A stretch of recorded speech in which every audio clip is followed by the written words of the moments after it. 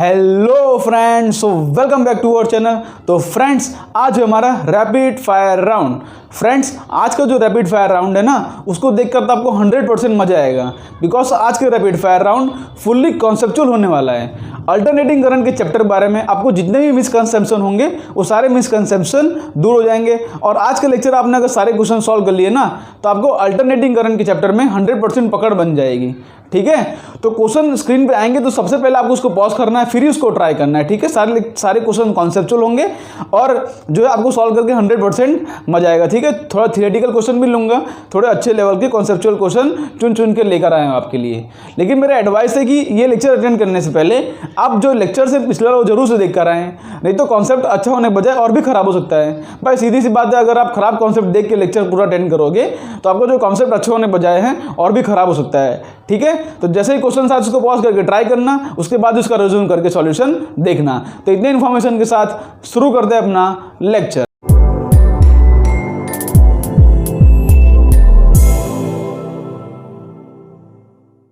तो फ्रेंड्स, शुरू करते हैं अपना लेक्चर। देखो, पहला क्वेश्चन जो आपके स्क्रीन पर आ चुका होगा, इसको पॉज करके ट्राई करो। क्वेश्चन क्या बोल रहा है? The peak voltage of 220 volt AC source is. मैंने आपको कभी बताया, क्वेश्चन में अगर बोला नहीं हो कि जो वोल्टेज दिया वो क्या है, तो आपको क्या जूम करके चलना है कि भाई हमको आरएमएस वोल्टेज दिया गया है। ठीक है, तो इसके अंदर बताया नहीं गया कि कौन सा वोल्टेज है, तो भाई आरएमएस वोल्टेज है। और दूसरी बात भाई, अगर ये अल्टरनेटिंग वोल्टेज होता तो ये कांस्टेंट नहीं होता ना। यहाँ पर एक कांस्टेंट वैल्यू दी है 220 वोल्ट, ये कांस्टेंट वैल्यू है। तो आरएमएस वोल्टेज, आरएमएस करंट ये कांस्टेंट होते हैं। जहाँ पर क्वेश्चन में ये दिया है तो आपको मान लेना है कि वो आरएमएस करंट है, आरएमएस वोल्टेज है। ठीक है, तो यहाँ पर हमको वी आरएमएस जो दिया गया है, कितना दिया है? 220 वोल्ट। लेकिन पूछा क्या गया है क्वेश्चन में? The peak voltage. तो पीक वोल्टेज का फॉर्मूला क्या होगा भाई? हम लिखते हैं V RMS equal to V naught by √2 लिखते हैं ना। तो वी नॉट क्या हो जाएगा? V R M S into √2 means 220 into √2 equal to हो जाएगा वी नॉट। तो यहाँ से जो वी नॉट है पीक वैल्यू, तो पीक वैल्यू की वैल्यू इसके अप्रॉक्सीमेटली 311 के आसपास आ जाती है। तो यहाँ पर अबाउट पूछा, मतलब नज़दीक वैल्यू पूछा है, तो हमारा जो करेक्ट ऑप्शन इसके अंदर हो जाएगा 310 वोल्ट के अक्रॉस, मीन्स सी ऑप्शन जो अपना होगा वो करेक्ट होगा। ठीक है, तो इसको रफ करके करते हैं अपना सेकंड क्वेश्चन। कभी क्वेश्चन में वोल्टेज दिया अगर बताया ना हो क्या हो, तो आपको मानना है कि वी आरएमएस है, क्योंकि वी आरएमएस ही ऐसा वोल्टेज होता है जो कांस्टेंट होता है। क्लियर? तो क्वेश्चन में कांस्टेंट वोल्टेज दिया था, मतलब कि वो वी आरएमएस है। अगर भाई इंस्टेंटेनियस होता तो उसको कोई इक्वेशन के फॉर्म में दिया होता, वी नॉट साइन ओमेगा ऐसा कुछ कर। Okay, second question.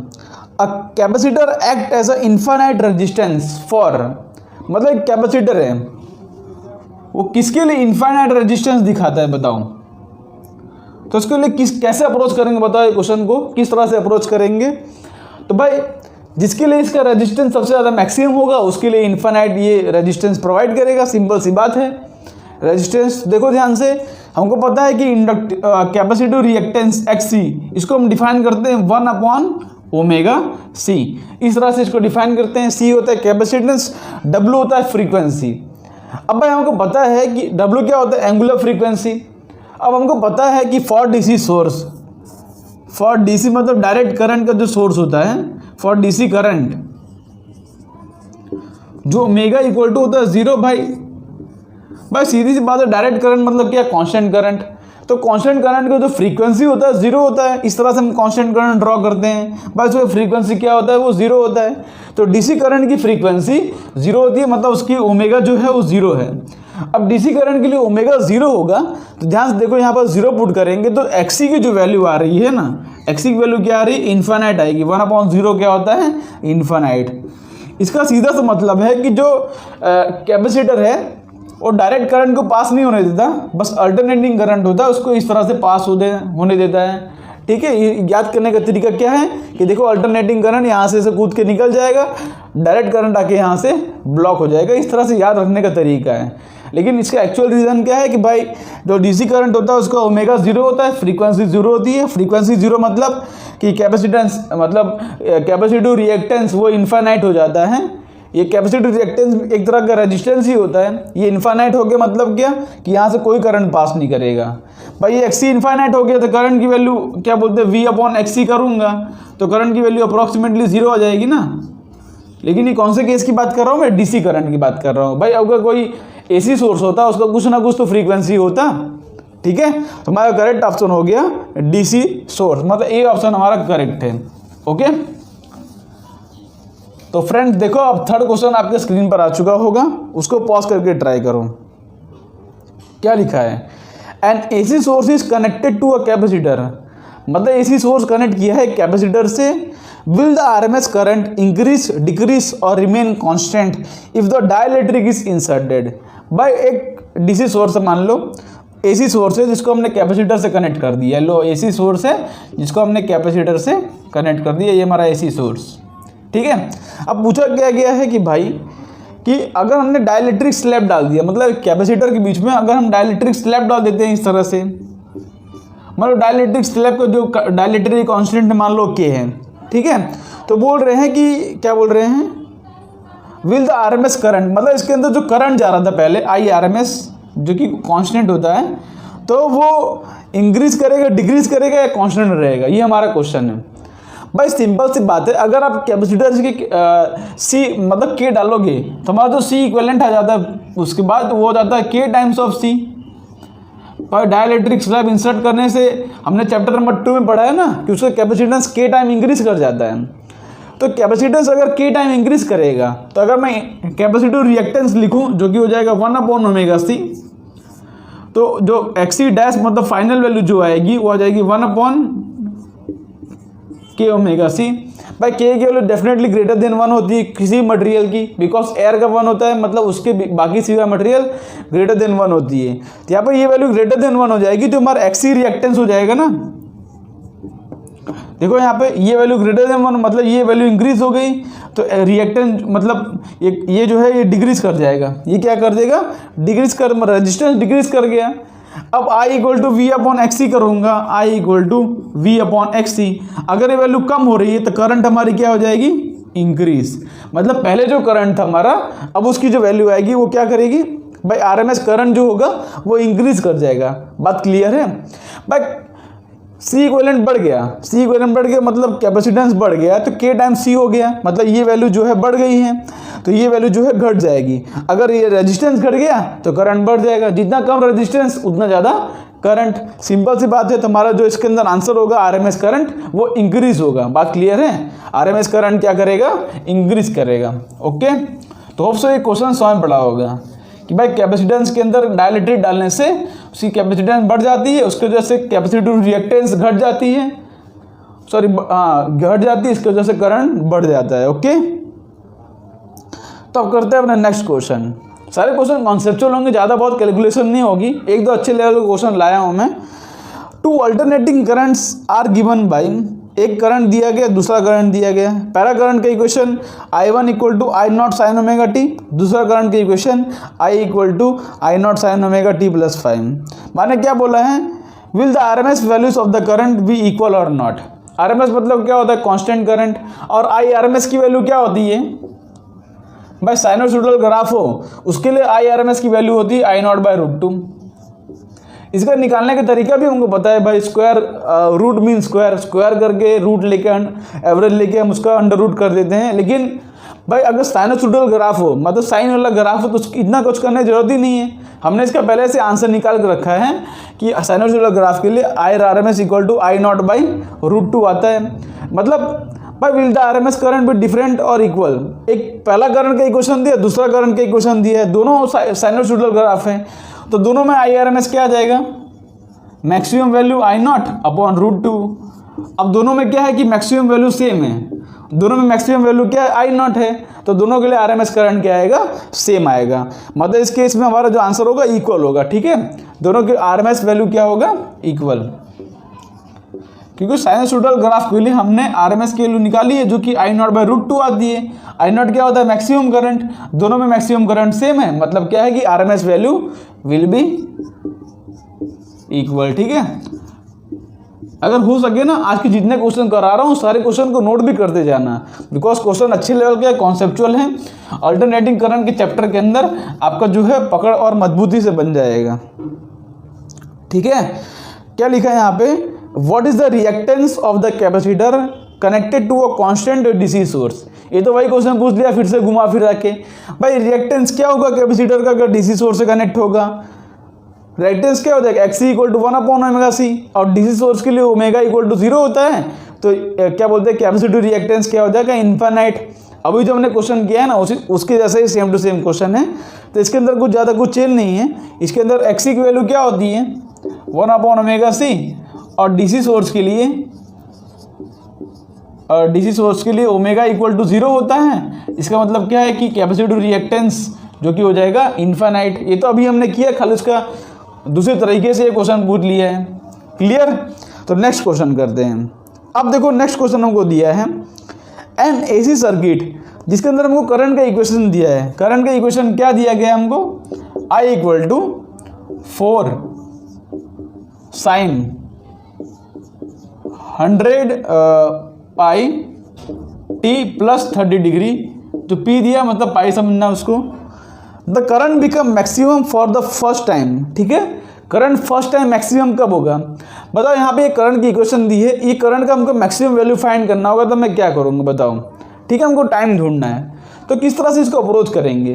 करंट की मैक्सिमम वैल्यू क्या आएगी फर्स्ट टाइम अगर आएगी, तो ये जो साइन इसकी जो वैल्यू है ये π/2 हो जाए, यही तो होगी ना मैक्सिमम वैल्यू। साइन की मैक्सिमम वैल्यू क्या होती है कि इसके अंदर का ये जो फंक्शन है ये π/2 हो जाए। साइन π/2 हो जाता है 1, और करंट आ जाता है अपनी मैक्सिमम वैल्यू। फर्स्ट टाइम पूछ रहे हैं ना, साइन का ग्राफ कैसा होता है, इस तरह से साइन का ग्राफ होता है। तो फर्स्ट टाइम मैक्सिमम वैल्यू के लिए π/2 पे मैक्सिमम वैल्यू आएगी। तो यहाँ पे अंदर का ये जो टर्म है ये π/2 के इक्वल हो जाए, तभी हमारा जो है जो करंट की मैक्सिमम वैल्यू आएगी। यहाँ पर इनिशियल फेज दिया मान रहा हूँ मैं, लेकिन अंदर का टर्म अगर π/2 हो जाएगा, और फर्स्ट टाइम ही तो पूछा है। और देखो साइन का ग्राफ इस तरह से इंक्रीजिंग होगा, फर्स्ट टाइम जो है π/2 पे आएगा। तो अंदर का ये जो टर्म है इसको π/2 से इक्वेट कर दो। 100 पाई टी प्लस 30 डिग्री को π/6 लिख सकता हूँ, इक्वल टू कर दो π/2, क्योंकि साइन π/2 हो जाएगा 1 और करंट की आ जाएगी हमारी मैक्सिमम वैल्यू। तो यहाँ से क्या हो जाएगा 100 pi T equal to π/2 minus π/6 क्या हो जाएगा, π/2 माइनस π/6 हो जाएगा π/3। तो यहाँ से पाई और पाई कैंसिल, टी की वैल्यू आ जाएगी 1/300 सेकेंड। ओके, टी की वैल्यू क्या आ जाएगी 1/300 सेकेंड। तो दोस्तों ये क्वेश्चन आपको अच्छा लगा होगा। कभी ऐसा पूछे करंट की मैक्सिमम वैल्यू फाइंड करो फर्स्ट टाइम, तो अंदर का जो इक्वेशन होगा उसको आप π/2 से इक्वेट करोगे तो आपकी मैक्सिमम वैल्यू मिल जाएगी। ओके, इसको रफ करता हूँ। अब करते हैं अपना नेक्स्ट क्वेश्चन। इसका जो आंसर है वो बी ऑप्शन करेक्ट है। ओके, तो देखो नेक्स्ट क्वेश्चन करते हैं। तो नेक्स्ट क्वेश्चन आपके स्क्रीन पर आ चुका होगा, उसको आप पॉज करके एक बार ट्राई कर लो।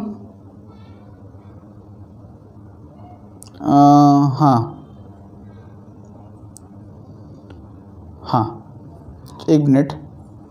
तो नेक्स्ट क्वेश्चन क्या दिया गया है कि the reciprocal of impedance is. अच्छा, आपको दो बातें बता दूं, इसको नोट कर लो। ये क्वेश्चन ये सिर्फ थियोरेटिकल क्वेश्चन है, बार बार पूछा जाता है, इसलिए मैंने आपको ये क्वेश्चन के अंदर रख दिया है। हमको पता होना चाहिए, दो चीज़ पता होना चाहिए। एक तो इम्पीडेंस का जो रेसिप्रोकल होता है ना, यहाँ पे लिख लो रेसिप्रोकल। इम्पीडेंस का जो रेसिप्रोकल होता है, इम्पीडेंस का रेसिप्रोकल जो होता है ना वो एडमिटेंस होता है। क्या होता है, एडमिटेंस। ये दो वैल्यू आप नोट करके रख लो, ठीक है। इम्पीडेंस का रेसिप्रोकल क्या होता है, एडमिटेंस। और रिएक्टेंस का रेसिप्रोकल क्या होता है, ससेप्टेंस। जो कभी कभार इस तरह के क्वेश्चन डायरेक्टली आ जाते हैं तो आपके मार्क्स कट जाते हैं अगर आपको पता नहीं होता तो। इसको आप नोट कर लो, 2-3 पॉइंट लगा के इसको आप नोट कर लो, इसको बॉक्स बना के रख लो कि भाई इंपीडेंस का रेसिप्रोकल होता है एडमिटेंस। देखो इंपीडेंस क्या होता है, रेजिस्टेंस, मतलब कितना ऑब्स्ट्रक्ट करेगा। तो एडमिटेंस क्या होता है, कितना वैल्यू एडमिट करेगा, करंट कितना जाना देगा, इसलिए इसका रेसिप्रोकल होता है एडमिटेंस। वैसे रिएक्टेंस भी रेजिस्टेंस की तरह होता है, उसका जो रेसिप्रोकल होता है उसको हम बोलते हैं ससेप्टेंस। बात क्लियर है। मतलब ससेप्टेंस जो होगा ना, वो सीधी सी बात है 1/XL या तो 1/XC इस तरह से होगा, बिकॉज ये मतलब इंडक्टेंस के लिखेंगे तो 1/XL, इसके लिए लिखेंगे तो 1/XC। वैसे जो एडमिटेंस होगा उसकी वैल्यू हो जाएगी 1/Z। इम्पिडेंस क्या होता है Z, इम्पिडेंस क्या होता है Z, तो एडमिटेंस क्या हो जाएगा 1/Z। रिएक्टेंस क्या होता है XL या XC, तो ससेप्टेंस क्या हो जाएगा 1/XL या तो 1/XC। तो इसमें इम्पिडेंस पूछा है तो हमारा करेक्ट ऑप्शन हो जाएगा C, जो कि हो जाएगा एडमिटेंस। बात क्लियर? ये तो सिर्फ थियोरेटिकल क्वेश्चन था, कभी कभार एग्जाम में डायरेक्टली आ जाता है, इसलिए यहाँ पर इसको मैंने पूछ लिया है। नेक्स्ट क्वेश्चन देखो क्या दिया गया है। If we increase the driving frequency of the circuit with a purely resistive load, then the amplitude will। क्या बोल रहे हैं, अगर हम प्योरली रेजिस्टिव जो लोड होगा उसका अगर हम फ्रीक्वेंसी बढ़ाएं तो एम्पलीट्यूड VR क्या होगा बताओ, सिंपल से क्वेश्चन। अब भाई DC सोर्स है, सिंपल प्योरली रेजिस्टिव सर्किट, तो उसका तो रेजिस्टेंस का फॉर्मूला R होता है। R किसी ओमेगा पर थोड़ी डिपेंड करता है भाई। कैपेसिटर और इंडक्टर में XL और XC आता है, वो ओमेगा XL का जो फॉर्मूला होता है ओमेगा L, XC का जो फॉर्मूला होता है 1/ωc, तो वो दोनों वैल्यू तो ओमेगा पर डिपेंड करते हैं। पर क्या रेजिस्टेंस की वैल्यू ओमेगा पर डिपेंड करती है? प्योरली रेजिस्टिव सर्किट में तो सिर्फ रेजिस्टेंस होगा ना, वो ओमेगा पर डिपेंड नहीं करता, मतलब वो फ्रीक्वेंसी पर डिपेंड नहीं करता। इसके अंदर भले आप उसकी फ्रीक्वेंसी बढ़ाओ चाहे घटाओ, अगर प्योरली रेजिस्टिव सर्किट है तो यहाँ पर जो एम्पलीट्यूड VR रहेगा वो रिमेन्स सेम। क्लियर है? क्योंकि रेजिस्टेंस उस पर डिपेंड ही नहीं करता, चाहे ओमेगा की वैल्यू बढ़ाओ चाहे घटाओ, तो हमारा करेक्ट ऑप्शन हो जाएगा रिमेन्स द सेम। ये ऑप्शन हमारा करेक्ट है। ओके, तो अब देखो कुछ अच्छे अब जो RMS वैल्यू वाले कुछ क्वेश्चन करते हैं। RMS वैल्यू फाइंड करने में तरीका आपको बताया था। पहली बात तो आप एवरेज वैल्यू फाइंड करने का तरीका क्या था, अगर किसी करंट का एवरेज फाइंड करना हो उसका तरीका मैंने बताया था आपको, इंटीग्रेशन ऑफ IDT बाय जिसकी एवरेज फाइंड करना हो इंटू DT कर दो, अपॉन नीचे इंटीग्रेशन फ्रॉम DT। यहाँ पर जो भी लिमिट्स आपको पुट करनी हो जहाँ से जहाँ तक, इस तरह से उसका आप एवरेज फाइंड कर सकते हो। ये एवरेज फाइंड करने का तरीका है भाई। साइन के लिए हमने प्रूफ कर दिया है कि साइन वाला करंट हो उसका एवरेज आता है 2I0/π और RMS वैल्यू आता है I0/√2। ठीक है, अगर I0 मैक्सिमम वैल्यू हो तो। लेकिन दूसरा कोई वेरिएबल ग्राफ हो तो उसके लिए हमने फाइंड करने का तरीका सीखा है ना कि I एवरेज क्या होगा, integration of IDT upon integration of DT। और I RMS फाइंड करने का तरीका क्या है, I RMS फाइंड करने का तरीका क्या है कि पहले जो भी दिया हो, जैसे मान लो हमको I का फाइंड करना I एवरेज, मान लो I का हमको फाइंड करना I एवरेज, तो पहले उसका स्क्वायर करो, हमने उसको स्क्वायर कर दिया। उसके बाद उसका मीन फाइंड करो, मतलब उसका एवरेज फाइंड करो उसका, और उसके बाद उसका अंडर रूट ले लो। ये है I एवरेज फाइंड करने का तरीका। पहले स्क्वायर करो, स्क्वायर करने के बाद उसका मीन फाइंड करो, और मीन फाइंड करने के बाद उसका अंडर रूट कर दो। ठीक है, इसलिए तो इसका नाम है क्या बोलते हैं I RMS, root mean square.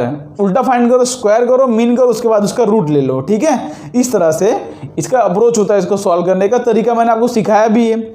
तो यहाँ पर देखो एक क्वेश्चन दिया गया है, तो इसको हम ट्राई करते हैं। क्वेश्चन क्या दिया गया है कि N alternating current is given by. अब सारे क्वेश्चन ध्यान से करना, ठीक है, सारे क्वेश्चन इसी कॉन्सेप्ट पे हम बेस पे करने वाले हैं। Alternating current is given by I = I1 cos ωt plus I2 sin ωt। मतलब हमको एक करंट दिया गया है, ध्यान से देखो, ये है I1 cos ωt plus I2 sin ωt। और डायरेक्टली खाली साइन वाला फंक्शन तो है नहीं, तो I1 sin प्लस कुछ दिया है, मतलब कॉम्बिनेशन ऑफ कुछ है। इसको सॉल्व करने का तरीका क्या है भाई, RMS करंट पूछा गया है, तो सबसे पहले क्या करेंगे, हम इस करंट का स्क्वायर करेंगे। RMS की वैल्यू क्या होती है, I RMS का भाई जो भी करंट दिया I का स्क्वायर करो, फिर उसका मीन करो, फिर उसका अंडर रूट करो। सबसे पहले I स्क्वायर की वैल्यू करता हूँ मैं, I स्क्वायर करूँगा मतलब ये टर्म को स्क्वायर करो आप, तो ये टर्म को स्क्वायर करोगे मतलब A + B का होल स्क्वायर, तो हो जाएगा I1 square cos square ωt plus I2 square sin square ωt। यही तो होगा, A + B का whole square plus 2 I1 I2 sin ωt cos ωt। चलो हमने स्क्वायर तो कर लिया। अब स्क्वायर करने के बाद क्या करना है आपको, इसका एवरेज फाइंड करना है। ठीक है। एवरेज को इस तरह रिप्रेजेंट करता हूँ। अब क्या करना है हमको, आई स्क्वायर का एवरेज फाइंड करना है। लो एवरेज फाइंड कर रहा हूँ, एवरेज लगा दिया सबके ऊपर। ओके, तो एवरेज किस तरह से फाइंड करेंगे देखो ध्यान से। उसके बाद हमको अंडर रूट लेना है, वो हमको पता है। तो एवरेज, अब मैंने आपको 2-3 शॉर्ट ट्रिक दिखाई थी डायरेक्टली एवरेज फाइंड करने का तरीका। वैसे आप इसको इंटीग्रेट करके सॉल्व कर सकते हो, लेकिन क्यों करूँ भाई, हमने आपको 2-3 वैल्यू याद रखने बोला था। क्या बोला था, यहाँ से लिख देता हूँ, देखो ध्यान से, कि भाई अगर साइन ओमेगा टी हो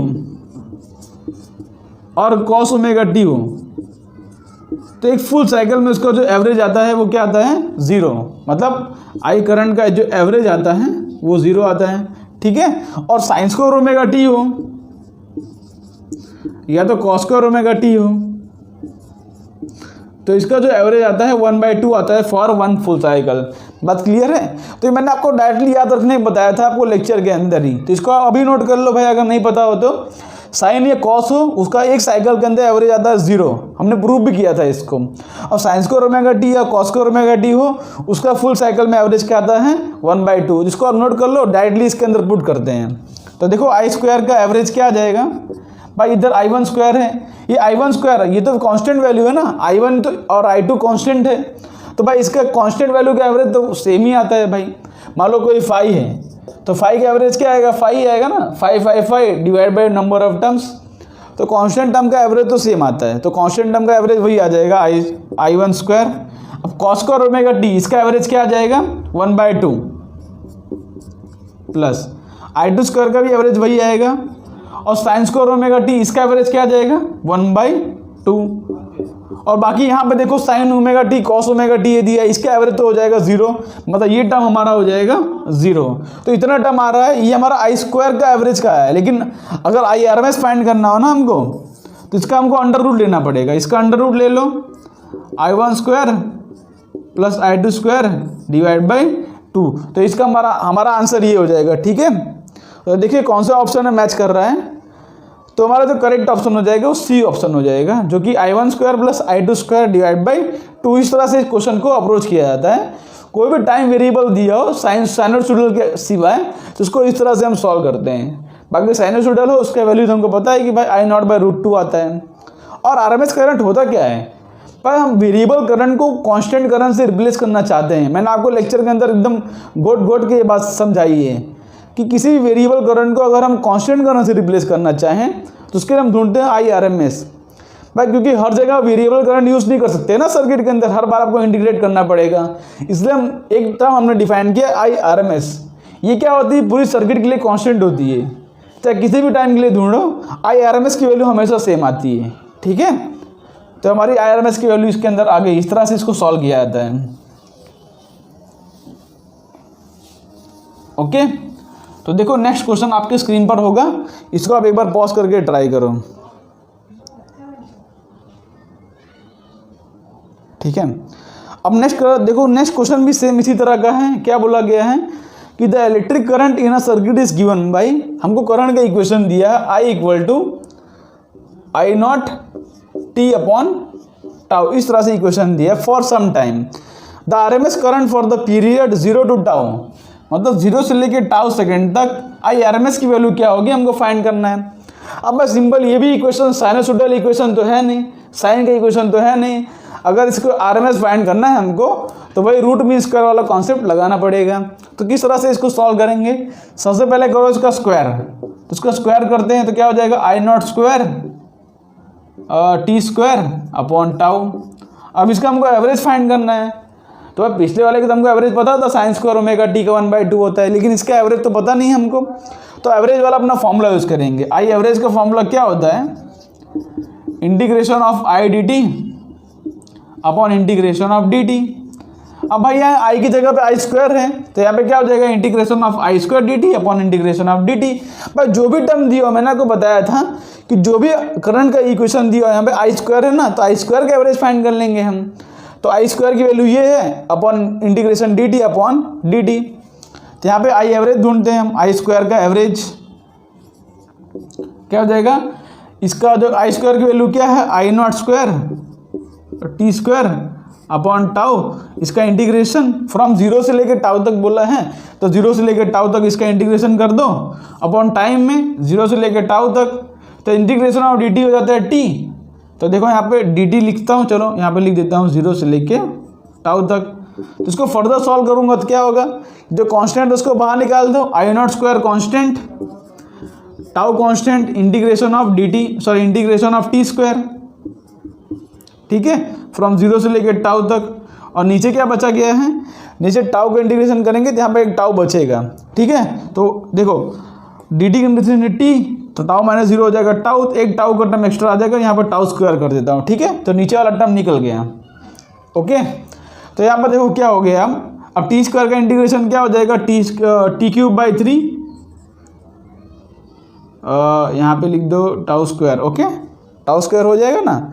यहाँ पर एक, अच्छा इसका भी टाउ का स्क्वायर है, यहाँ पर पहले से एक टाउ का स्क्वायर है, भाई स्क्वायर करेंगे तो स्क्वायर नहीं हो जाएगा, तो यहाँ पे टाउ का स्क्वायर मतलब अब यहाँ पे टाउ का क्यूब हो जाएगा, तो यहाँ पे हो जाएगा टाउ का क्यूब। बात क्लियर है। और टी स्क्वायर का इंटीग्रेशन क्या हो जाएगा, टी क्यूब अपॉन 3, 0 से लेकर टाउ, और टाउ पुट करेंगे तो हो जाएगा I naught square upon 3 tau cube into tau cube, तो टाउ से टाउ क्यूब कैंसिल हो जा रहा है, आई नॉट स्क्वायर अपॉन 3।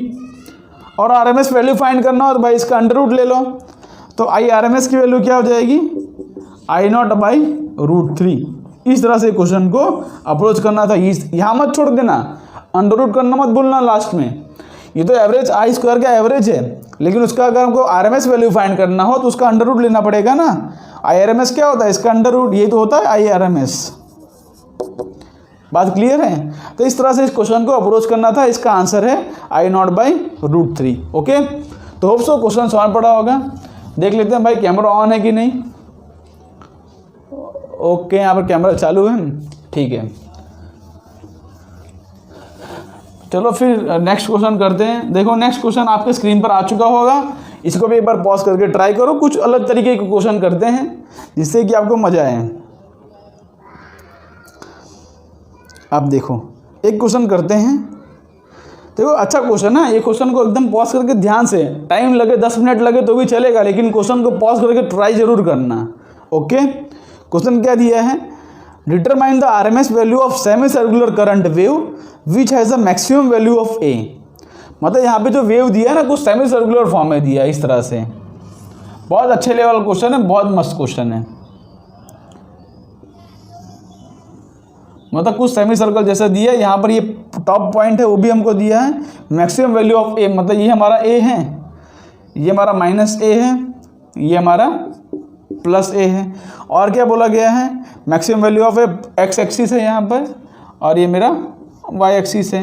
ये टाइम होगा, और एक्स एक्सिस में एम्पलीट्यूड दिया, मतलब किसका एम्पलीट्यूड दिया है, सेमी सर्कुलर करंट का एम्पलीट्यूड दिया, मतलब करंट वर्सेस टाइम का हमको ग्राफ दिया है। चलो ठीक है। अब बोला है हमको आरएमएस वैल्यू फाइंड करना है, तो भाई यहाँ पे हमको ग्राफ दिया है और हमको आरएमएस वैल्यू फाइंड करना है। तो ये क्वेश्चन को किस तरह से अप्रोच करेंगे बताओ। बस सिंपल सी बात है, हम इस क्वेश्चन का किसी तरह से इसका इक्वेशन लिखने की कोशिश करेंगे करंट की, क्योंकि यहाँ पे आई आरएमएस फाइंड करने के लिए करंट का इक्वेशन तो चाहिए। करंट का इक्वेशन कहाँ से आएगा, तो ध्यान से देखोगे ग्राफ हमको दिया है सेमी सर्कुलर ग्राफ। तो सेमी सर्कुलर मतलब सर्कल का इक्वेशन कुछ लिखने की कोशिश करेंगे हम। सर्कल का सेमी सर्कल का इक्वेशन तो सेम ही होगा, तो यहाँ पे इक्वेशन लिखने की कोशिश करेंगे। ध्यान देखो इस सर्कल का सेंटर जो है ओरिजिन पर है, और इसका जो रेडियस होगा वो ए होगा। यहाँ से लेके यहाँ तक का डिस्टेंस क्या हो जाएगा, ए। तो कोई भी सर्कल जिसका सेंटर ओरिजिन होता है, उसका इक्वेशन लिखने का तरीका क्या है आपको पता होगा ना। सर्कल जिसका सेंटर 0 है, मतलब सेंटर ओरिजिन हो, सेंटर क्या है इसका, ओरिजिन है, तो इसका जो इक्वेशन आता है वो आता है x² + y² = r², इसका रेडियस का स्क्वायर। तो ध्यान देखो कि यहाँ पर क्या दिया गया है, x मतलब x एक्सिस पे कौन है, टाइम, तो t का स्क्वायर, प्लस y एक्सिस पे कौन है, करंट, तो करंट का स्क्वायर = r क्या है, इसका रेडियस क्या है, a²। तो यहाँ भी a की वैल्यू आ गई। तो यहाँ से हम करंट का इक्वेशन फाइंड कर सकते हैं। तो भाई करंट का इक्वेशन क्या आ गया, I² की वैल्यू a² - t²। ओके, हमारा करंट का इक्वेशन क्या मिल गया, a² - t²। तो कभी इस तरह से ग्राफिकल फॉर्मेट में दिया रहेगा ना क्वेश्चन। साइनोसॉइडल, ये साइन ग्राफ है नहीं भाई, साइन का ग्राफ ऐसे थोड़ी होता है, ये साइन का ग्राफ है नहीं। तो तो इसके लिए हमने क्या किया, करंट का हमने करंट का इक्वेशन फाइंड करने की कोशिश की थी, हमारे करंट की इक्वेशन आ गई।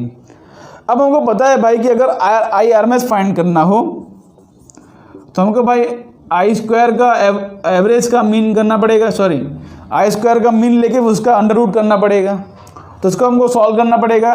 तो हम सॉल्व करते हैं। चलो यहाँ से रफ कर देता हूँ, ये हमारा करंट का इक्वेशन है, किस तरह से आपने देख लिया।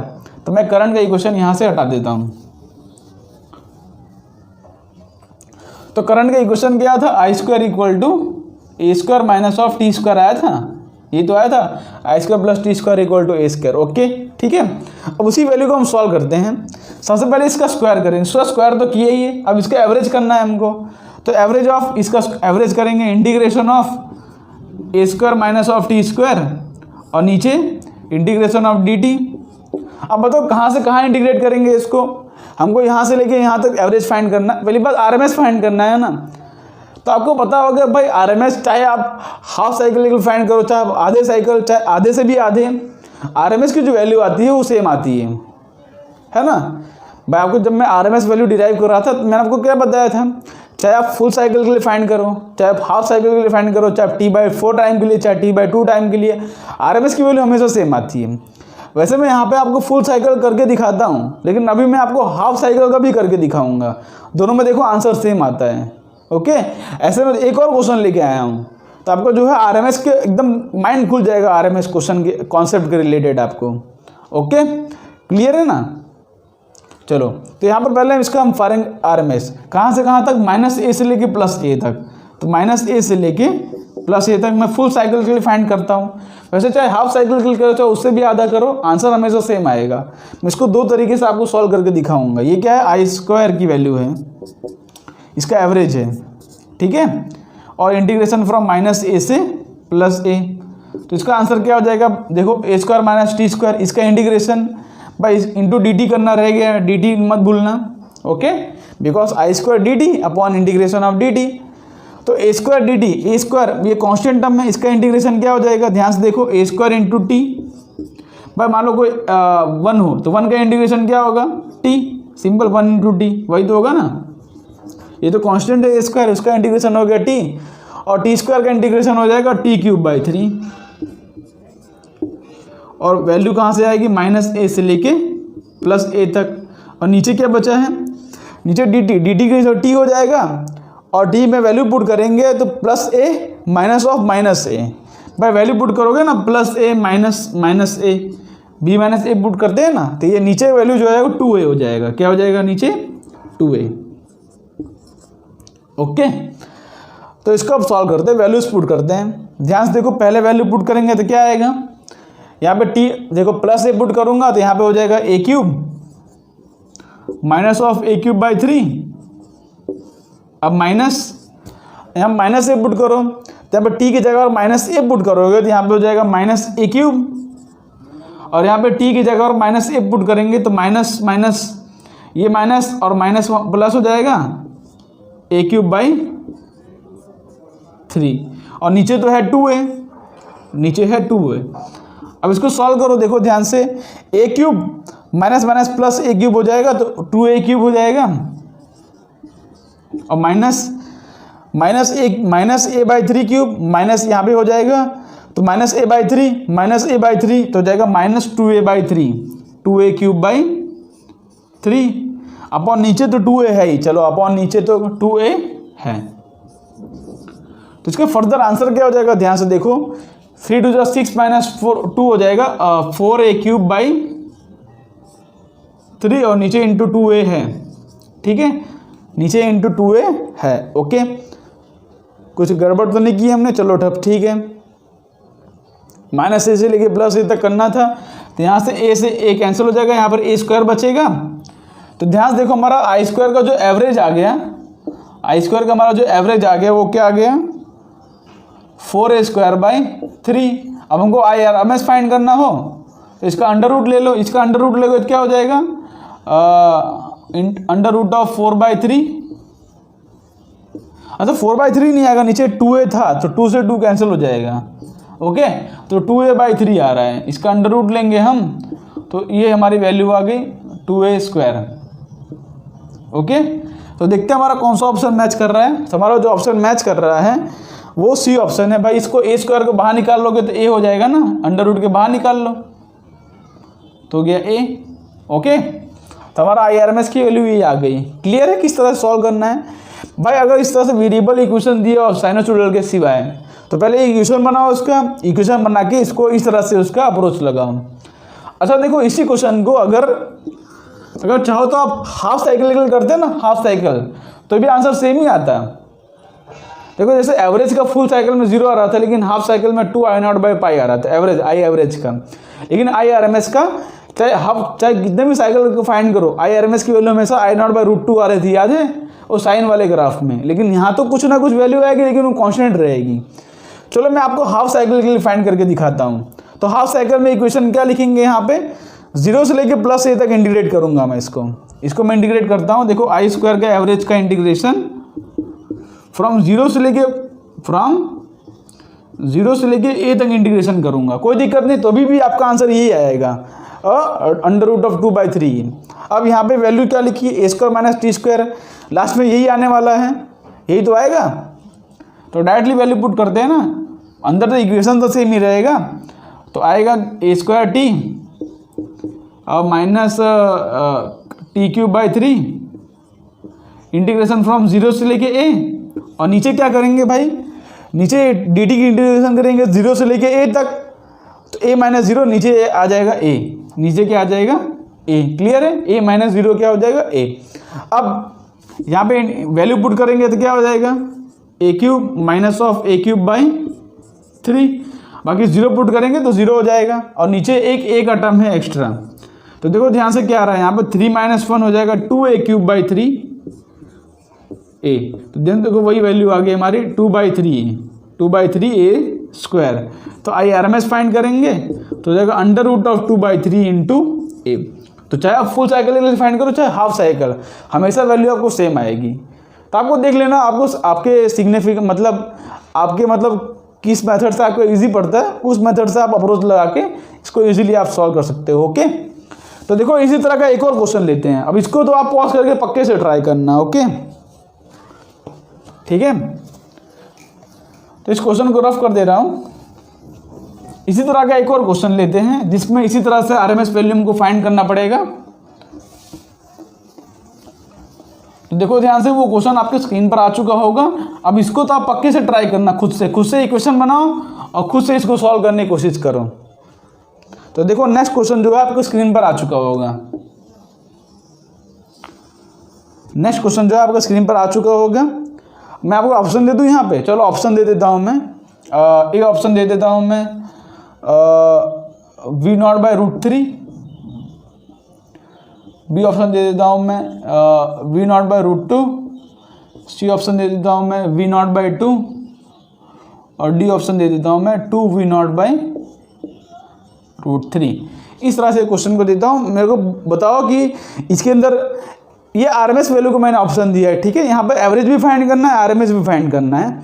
मैं यहाँ पर RMS वैल्यू का आपको ऑप्शन देता हूँ। यहाँ पे क्वेश्चन में कुछ मिस्टेक है कि एवरेज वैल्यू आपको हाफ साइकिल के लिए फाइंड करनी है। देखो मैं क्वेश्चन में थोड़ा करेक्शन कर देता हूँ। Find average for half cycle,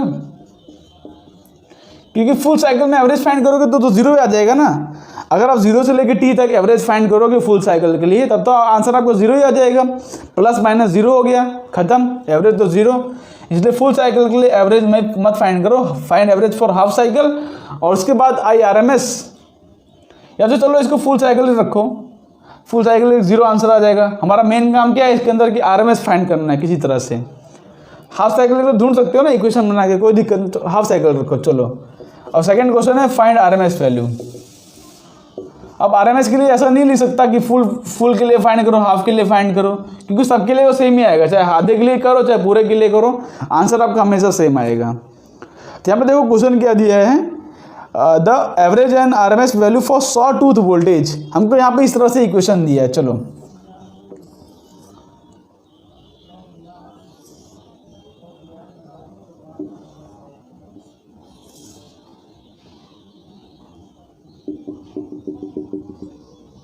okay, इस तरह से ग्राफ वेरी कर रहा है, देखो पॉजिटिव नेगेटिव, इस तरह से ग्राफ वेरी कर रहा है। क्लियर है?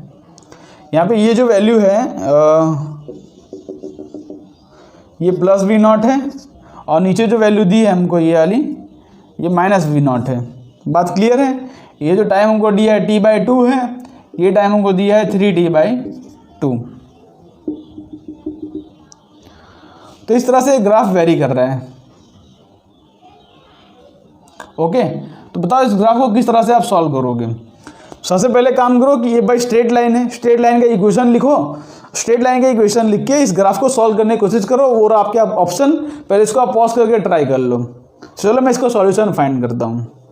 चलो देखो ध्यान से, ये हमको इस तरह से ग्राफ दिया है, तो मैंने आपको बताया है, देखो पहले आपको इसका ईजी मेथड दिखाता हूँ मैंने आपको क्या बताया कि भाई IRMS चाहे आधे साइकिल के लिए फाइंड करूँ चाहे पूरे साइकिल के लिए फाइंड करूँ, हमारा आंसर हमेशा सेम आएगा। तो मैं क्या करता हूँ पता है, ये RMS की वैल्यू सिर्फ यहाँ से लेके यहाँ तक ही ढूंढता हूँ, जिससे हमको पूरे ग्राफ का इक्वेशन नहीं लिखना पड़ेगा, हमको सिर्फ इतने ग्राफ का इक्वेशन नहीं लिखना पड़े। देखो ये क्या है, मेरा t/2 है, और ये क्या है, मेरा v0 है। तो अगर मैं यहाँ से लेके सिर्फ यहाँ तक फाइंड करूँ तो सिर्फ मेरे को इतने ग्राफ का इक्वेशन लिखना पड़ेगा। तो इसी को मैं रीड्रॉ कर लेता हूँ, यहाँ पे इसी इक्वेशन को रीड्रॉ कर लेता हूँ। लो अभी आपको नॉर्मल मेथड से भी सॉल्व करके दिखाऊंगा, लेकिन देखो शॉर्ट ट्रिक, जैसे कि आपका इजीली सॉल्व हो। शॉर्ट ट्रिक मतलब क्वेश्चन को हम इजी वे से सॉल्व कर सकते हैं। मैं आपको सिर्फ यहाँ से लेके यहाँ तक सॉल्व करता हूँ, क्योंकि RMS की वैल्यू चाहे पूरे साइकिल के लिए चाहे आधे से आधे सबके लिए सेम ही आती है। तो ये पूरा साइकिल है, मैं सिर्फ आधे साइकिल के लिए फाइंड करता हूँ। ठीक है, अब देखो यहाँ पे ये ग्राफ है, इसका हमको इक्वेशन लिखना है। हमको पता है y जो ग्राफ जो स्ट्रेट लाइन सेंटर से पास करती है उसका इक्वेशन आता है y = mx। c की वैल्यू 0 हो जाती है ना, जो ग्राफ सेंटर से पास कर रही है इस तरह से यहाँ पर, तो ये सेंटर से पास कर रही है तो c की वैल्यू 0। और तो y एक्सिस पे क्या है, ये मेरा x एक्सिस है, ये मेरा y एक्सिस है। y एक्सिस पे वोल्टेज है इंटू m, स्लोप क्या है इसका v0/t/2, v0/t/2। ओके, और x एक्सिस पे क्या है, हमारा टाइम है इंटू t। ये मेरा इक्वेशन आ गया। देखो ये मेरा वोल्टेज का इक्वेशन आ गया। अब हमको VRMS फाइंड करना, तो बस इसी इक्वेशन का VRMS फाइंड कर लो, सिंपल आपका आंसर आ जाएगा। फ्रॉम 0 से लेकर t/2 तक RMS वैल्यू फाइंड कर लो, आपका आंसर आ गया। तो हमको VRMS फाइंड करना है ना, तो VRMS क्या हो जाएगा, √v² करो, उसका मीन लो, उसका अंडर रूट लो, हमारा आंसर आ जाएगा। तो पहले स्क्वायर कर लेते हैं इसका। तो v² की वैल्यू क्या हो जाएगी, 4v0 का स्क्वायर अपॉन t का स्क्वायर इंटू t का स्क्वायर, ये हमारी आ गई। बस उसी वैल्यू का v एवरेज, अब इसी वैल्यू का हम एवरेज फाइंड कर लेते हैं। तो एवरेज की वैल्यू क्या आएगी, ध्यान से देखो, ये तो कांस्टेंट है, ये तो बाहर हो जाएगा इंटीग्रेशन के अंदर, इंटीग्रेशन ऑफ t स्क्वायर और नीचे इंटीग्रेशन ऑफ dt। फ्रॉम 0 से लेके t/2, फ्रॉम 0 से लेके t/2, क्योंकि इतने से फाइंड करें ना, 0 से लेकर t/2, बस इतने इक्वेशन का। अभी मैं आपको पूरा करके दिखाऊंगा, लेकिन देखो किस तरह से अप्रोच किया जाता है। मैं इसलिए कर रहा हूँ इसको क्योंकि आपको पता चल जाए कि चाहे आधे के लिए चाहे पूरे के लिए हमेशा आंसर सेम आता है। देखो ठीक है, तब कांस्टेंट वैल्यू बाहर की क्या है, 4v0 का स्क्वायर अपॉन t स्क्वायर है। ठीक है, तो देखो इसको इंटीग्रेट करेंगे तो क्या आएगा, इसको इंटीग्रेट कर देंगे तो 4v0 का स्क्वायर अपॉन नीचे t स्क्वायर, और t स्क्वायर का इंटीग्रेशन हो जाएगा t³ t स्क्वायर का इंटीग्रेशन क्या हो जाएगा t³ और यहाँ पे क्या है 0 से लेके t/2, तो नीचे एक t/2 आ जाएगा, नीचे क्या आ जाएगा एक t/2। अच्छा यहाँ पे शायद मैंने कोई ऑप्शन, हाँ एक ऑप्शन दिया है मैंने, तो क्या हो जाएगा t/2, तो नीचे आ जाएगा t/2 - 0, तो हो जाएगा t/2, इस तरह से आएगा। बात क्लियर है? तो इसको ऊपर ले जाऊंगा तो क्या हो जाएगा, ध्यान से, और इंटीग्रेशन कहाँ से कहाँ करना है, 0 से लेके t/2 तक, यहाँ से इसका इंटीग्रेशन करना है। ठीक है, तो देखो t/2 ऊपर ले गया तो क्या हो जाएगा 8v0 का स्क्वायर अपॉन t³, और यहाँ क्या बच रहा है t³ अपॉन 24, ये तो बच रहा है। देखो t/2 पुट करूँगा तो यहाँ पर 3 तो है ही, और t2 का उसका क्यूब हो जाएगा 8 3 हो जाएगा 24। क्लियर है? खुद से सॉल्व करो, देखो इसको क्या आता है, 8 1 8 3, तो क्या आ रहा है मेरा v0 स्क्वायर अपॉन √3, तुम्हारी जो वैल्यू आ रही है वो V0/√3 आ रही है। अगर भाई इसका अंडर रूट लेंगे लास्ट में, VRMS के लिए अंडर रूट लेंगे ना, तुम्हारी जो वैल्यू आ गई वो आ गई V0/√3। ओके, क्लियर किस तरह से मैं सॉल्व किया इसको। ये तो इसका तो शॉर्टेड तरीका, हमने आधे ग्राफ के लिए इक्वेशन लिखा। अब आप चाहो तो पूरे ग्राफ के लिए इक्वेशन लिख के भी सॉल्व कर सकते हो उसको, उसमें भी आपका आंसर आएगा। एक बार पॉज करके पूरे ग्राफ के लिए इक्वेशन लिख के इस तरह से फाइंड करने की कोशिश करो, देखो आपका आंसर आता है कि नहीं। ठीक है, चलो हम क्या करते हैं, पूरे ग्राफ के लिए इक्वेशन लिख के फिर इसको सॉल्व करते हैं। इसको यहाँ से रफ कर दूँ, आंसर पता चल गया आपको क्या है, V0/√3। अब देखो इसको मैं पूरे ग्राफ के लिए इक्वेशन लिख के आंसर ला के दिखाता हूँ आपको। अब मैं यहाँ से लेके यहाँ तक इक्वेशन लिखूंगा तो ये मेरा ट्रायंगल बन जाएगा। तो ट्रायंगल की इक्वेशन लिखूंगा y = mx + c। भाई इसका कुछ इंटरसेप्ट भी तो है, y इंटरसेप्ट जो कि -V0 है, तो इसका हो जाएगा y = mx + c। y axis में क्या है, y एक्सिस में टाइम है तो टाइम लिखूँ।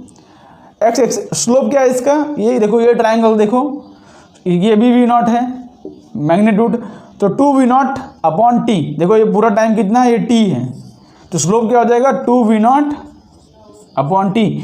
y/x होता है ना, तो 2V0/t।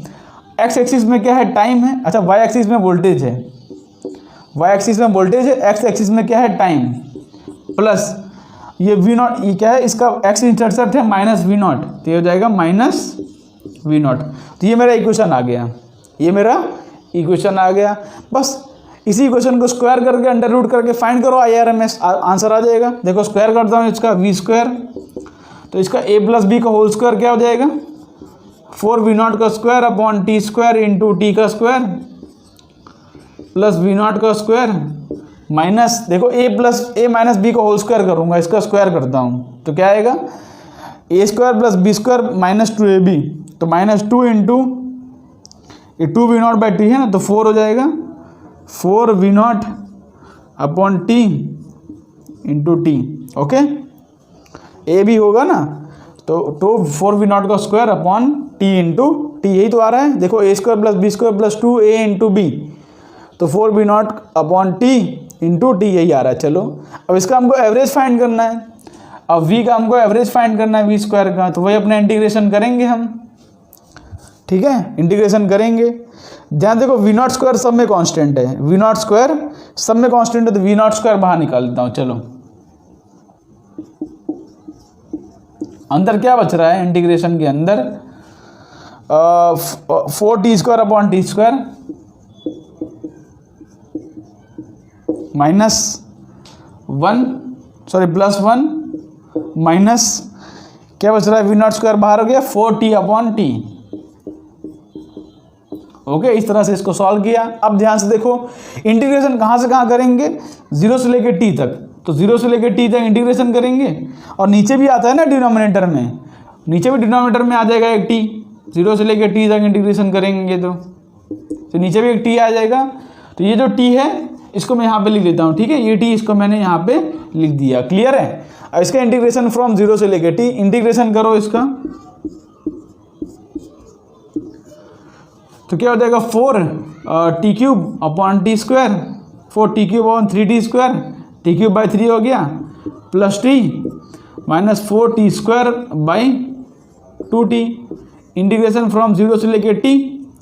तो यहाँ पर t की वैल्यू पुट करो, देखो क्या आता है, तो V0² t बाहर, यहाँ पर आ जाएगा 4/3, t की जगह पर t पुट करो तो यहाँ पे एक t बचेगा, प्लस एक t यहाँ बचा, यहाँ पर t वैल्यू पुट करो तो 4/2 हो जाएगा 2t। ओके, यही तो बचा अंदर, देखो ध्यान से, t² कैंसिल हो जाएगा, नीचे तो यही बचेगा। तो क्या आ रहा है देखो, इक्वल टू V0² t, ये आ रहा है 4/3 + 1 + -2, तो 7/3 - 2 जो कि आ जाएगा 1/3।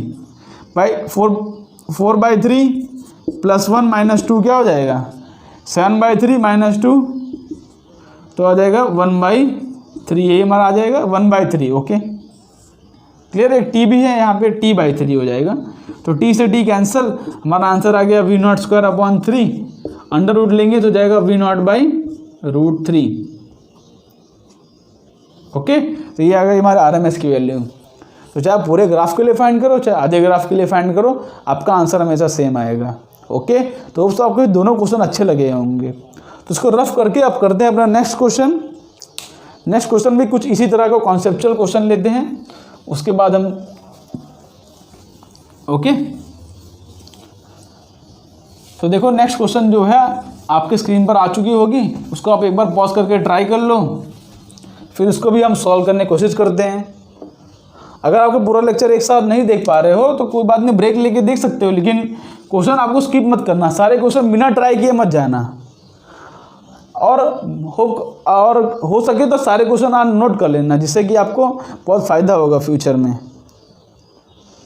ओके, तो नेक्स्ट क्वेश्चन आपके स्क्रीन पर आ चुका होगा, उसको आप पॉज करके एक बार ट्राई कर लो। देखो क्वेश्चन क्या दिया है, the magnetic field energy of an inductor changes from maximum to minimum value in 5 millisecond when connected to a AC source, the frequency of the source is. क्या बोला है, मेरे पास एक इंडक्टर है जिसकी एनर्जी मैक्सिमम से लेके मिनिमम वैल्यू तक जाती है इन 5 मिलीसेकेंड। चलो मान लो मैं करंट की वैल्यू ड्रॉ करता हूँ, यहाँ पे एक ग्राफ इस तरह से ड्रॉ करता हूँ। मान लो करंट की मेरी मैक्सिमम वैल्यू है जो कि है I0, ठीक है भाई। इंडक्टर की एनर्जी क्या होती है, इंडक्टर की एनर्जी होती है हाफ Li²। इंडक्टर की एनर्जी क्या होती है, हाफ Li², यही तो होती है भाई। क्या बोल रहे हैं, एनर्जी मैक्सिमम से लेके मिनिमम जा रही है, मतलब करंट की वैल्यू पूछ रहे हैं, बस सिंपल सी बात है, करंट चेंज करेगा यहाँ पे। तो क्या बोल रहे हैं कि मैक्सिमम से लेके मिनिमम तक, मैक्सिमम से लेके मिनिमम तक जो इसका टाइम है वो है 5 मिलीसेकेंड। क्या है इसका टाइम, 5 मिलीसेकेंड। अब भाई हमको पता है कि भाई कोई मतलब साइनसॉइडल ग्राफ हो उसका ये पूरा टाइम पीरियड होता है भाई, कोई भी ग्राफ होगा इसका पूरा टाइम पीरियड होगा।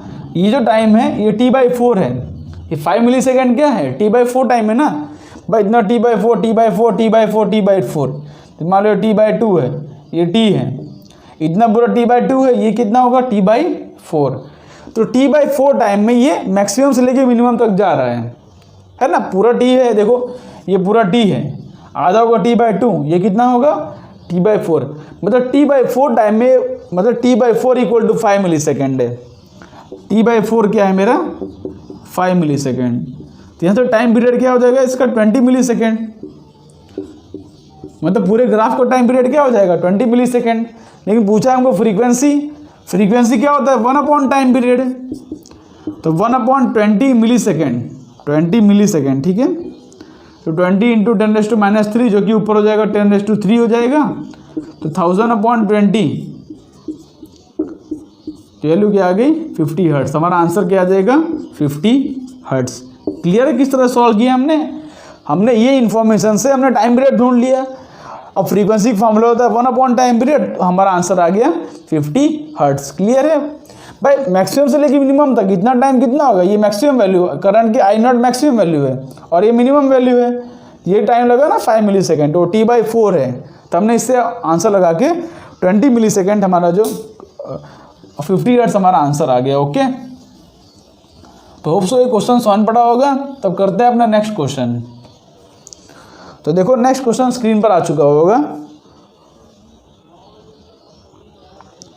नेक्स्ट क्वेश्चन क्या दिया गया है, अच्छा लेवल क्वेश्चन, ये भी अच्छा क्वेश्चन है। क्वेश्चन दिया गया है an AC source is rated 220 volt and 50 hertz, the average voltage calculated in the time period of 0.01 second is.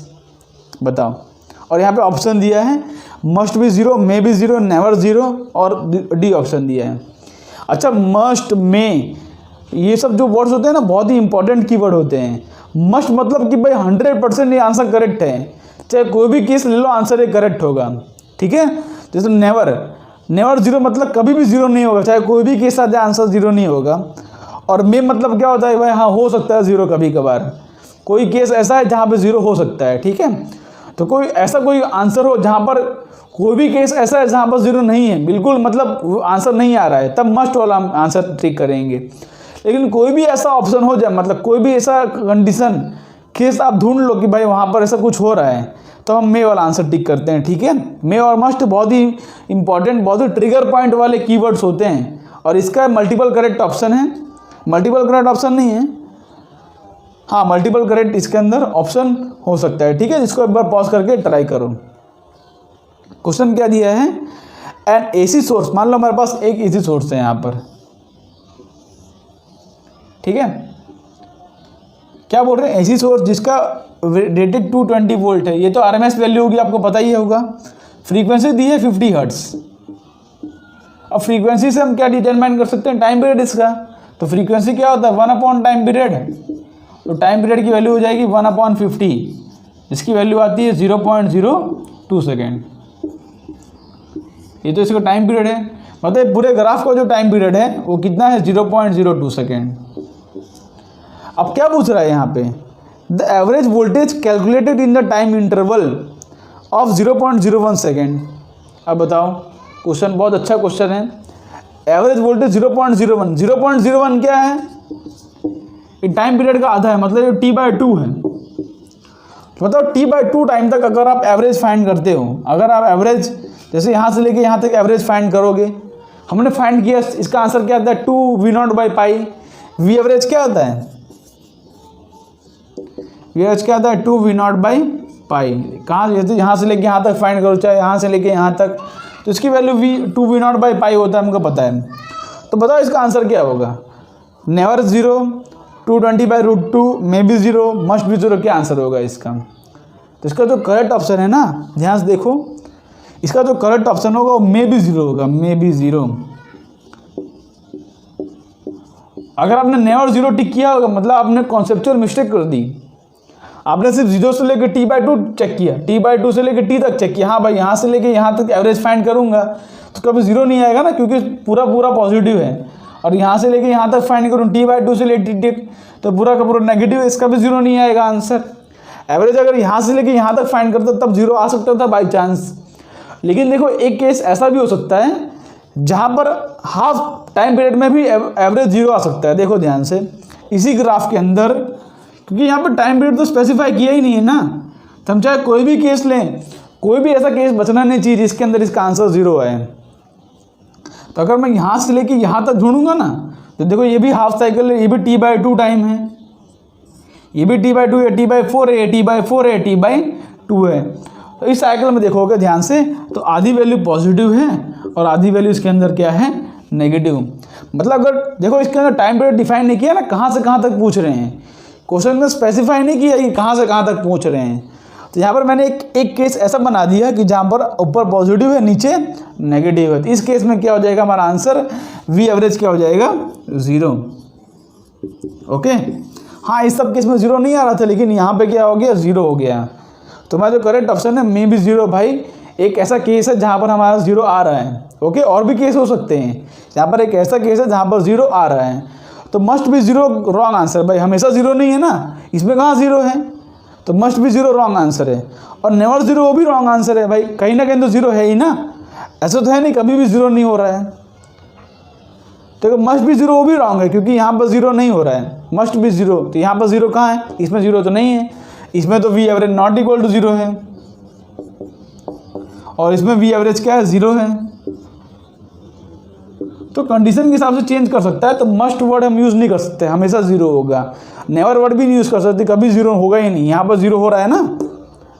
Okay, तो करेक्ट ऑप्शन हो जाएगा मे बी 0। कभी 0 हो भी सकता है, नहीं भी हो। क्लियर है। तो होप्स तो क्वेश्चन आपको समझ पड़ा होगा। तो बढ़ते हैं अपने नेक्स्ट क्वेश्चन पे। अच्छे लेवल का क्वेश्चन था।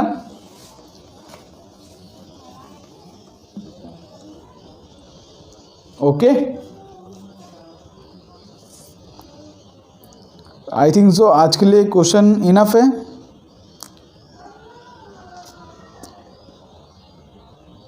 हाँ, एक लास्ट क्वेश्चन करते हैं।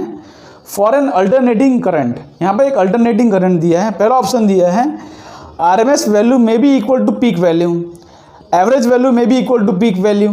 भाई हमको पता है कि भाई इस तरह से अगर हमारा ग्राफ हो, इस तरह से हमारा ग्राफ हो, तो हमने ये मान लो हमारा I0 है, तो हमने आई एवरेज फाइंड किया था क्या, साइनसॉइडल ग्राफ के लिए 2I0/पाई, मतलब फॉर हाफ साइकिल।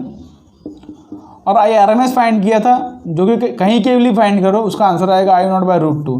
तो हाफ साइकिल फुल साइकिल हमेशा सेम ही आता है इसका वैल्यू। तो अब क्या बोला है कि RMS वैल्यू में भी इक्वल टू पीक वैल्यू। ऐसा कोई केस हो सकता है, जैसे मान लो इसके अंदर RMS वैल्यू क्या आती है, कुछ यहाँ पे आती है IRMS, इसकी वैल्यू क्या आती है, कुछ 0.637 आती है ना, और इसकी वैल्यू कुछ 0.71 ऐसा कुछ आता है, ठीक है।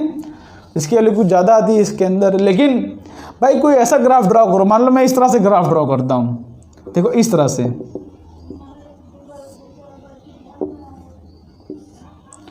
तो भाई अगर इस ग्राफ का मैं IRMS फाइंड करूँ, सोचो इस ग्राफ का ये क्या इतने पार्ट के लिए कांस्टेंट रह रहा है, तो इतने पार्ट के लिए अगर मैं इतने पार्ट के लिए आई एवरेज फाइंड करूँ तो क्या हो जाएगा, वो आई एवरेज क्या हो जाएगा इसके पार्ट के लिए, मान लो I है तो सारे पार्ट के लिए कांस्टेंट रहना है ना। तो भाई ऐसा कोई ग्राफ ड्रॉ कर दूँ, देखो अल्टरनेटिव तो ये भी है, पहले कभी पॉजिटिव है कभी नेगेटिव है, कभी पॉजिटिव है कभी नेगेटिव है, तो अल्टरनेटिंग कंडीशन ये भी सेटिस्फाई कर रहा है। लेकिन ध्यान से देखोगे, मान लो 80/2 टाइम है, इतने टाइम के लिए ग्राफ देखो सेम करंट मतलब I0 मतलब उसकी वैल्यू चेंज नहीं कर रही है। तो किसी कांस्टेंट के लिए चाहे IRMS फाइंड करो चाहे I एवरेज फाइंड करो, सबके लिए 0 आएगी। भाई I एवरेज क्या होता है, किसी कांस्टेंट कोई टर्म 2 का मतलब एवरेज फाइंड करोगे चाहे RMS फाइंड करो, सबके सेम आएगी। इसकी एवरेज जो आएगी वो भी I0 आएगी, और IRMS क्या होगा वो भी I0 आएगा। क्या स्क्वायर करके अंडर रूट करके चेक कर लो भाई, कोई ग्राफ हो कांस्टेंट हो, कांस्टेंट का IRMS I एवरेज सब सेम आता है। इतने पार्ट के लिए एवरेज भी सेम है, IRMS भी सेम है। तो RMS वैल्यू में भी इक्वल टू पीक वैल्यू, हाँ ये कंडीशन है जिसमें RMS वैल्यू पीक वैल्यू के बराबर है, एवरेज वैल्यू पीक वैल्यू के बराबर है। यहाँ पे पीक वैल्यू देखो, पीक वैल्यू क्या है I0, वो भी I0 के इक्वल है, सब वैल्यू सेम है। तो ये ग्राफ के लिए चेक करेंगे ना, RMS वैल्यू में भी इक्वल टू एवरेज वैल्यू, हाँ वो भी सही है, एवरेज वैल्यू में भी इक्वल टू पीक वैल्यू वो भी सही है, सब वैल्यू I0 है। तो सारे ऑप्शन करेक्ट है, तो हमारा करेक्ट ऑप्शन हो जाएगा ऑल ऑफ द अबव। भाई कभी भी इस तरह क्वेश्चन आए ना कि may be equal to must be equal, तो आप ट्राई करो कोई ऐसा केस ढूंढो जहाँ पे ये वैल्यू 0 हो सकता है कि नहीं 0 हो सकता। अब इसको रॉन्ग प्रूफ करने की कोशिश करो, और रॉन्ग प्रूफ कोशिश करने के चक्कर में आपका करेक्ट आंसर आ जाएगा। बात क्लियर है? क्या वो बोला कोई ऐसा केस हो सकता है कि नहीं, तो हमने यहाँ पर एक केस बता दिया, हाँ इसमें हो सकता है। अगर करंट कांस्टेंट रह रहा है तो कांस्टेंट के लिए एवरेज IRMS I एवरेज सब सेम आता है। ओके, I0 होप्स आपको क्वेश्चन समझ पड़ा होगा, ठीक है, और मज़ा आया होगा आज के लेक्चर में। तो अगर आज का लेक्चर आपको पसंद आया और आज का लेक्चर सॉल्व करके आपको मज़ा आया तो इस वीडियो को जरूर से लाइक करें और इस वीडियो को अपने फ्रेंड को भी शेयर करें। तो इसी तरह के वीडियो देखने के लिए चैनल को भी सब्सक्राइब कर सकते हैं। तो मिलते हैं आपको नेक्स्ट वीडियो में, तब तक के लिए आप पढ़ाई करते रहें, और भी हम इसी तरह के रैपिड फायर राउंड लाते रहेंगे, आप उसको पॉज करके ट्राई करते रहिएगा, ठीक है। तो मिलते हैं आपको नेक्स्ट लेक्चर में, तब तक के लिए आप पढ़ाई करते रहो, तब तक के लिए बाय बाय।